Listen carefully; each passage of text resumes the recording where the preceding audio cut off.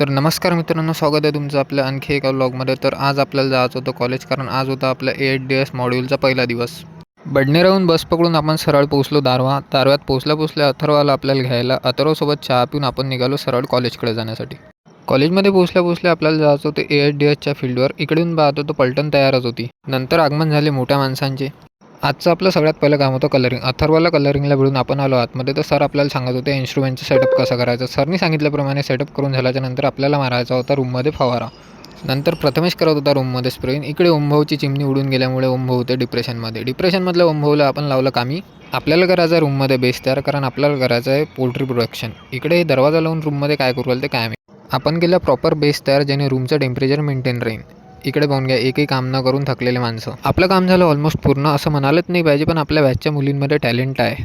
तेवढ्यात प्रथमेशने केली चहाची व्यवस्था. नंतर घेतला सर्वांनी चहाची कमतरता भासल्यामुळे आम्हाला डबल यायला लागलं. सरांसाठी चहा गेला. चहा घेऊन वापस येतोच तर आपले प्रिन्सिपल खाडे सर आले होते आपलं काम पाहायला. तसं आजचं काम तर आपलं ऑलमोस्ट पूर्ण झालं होतं.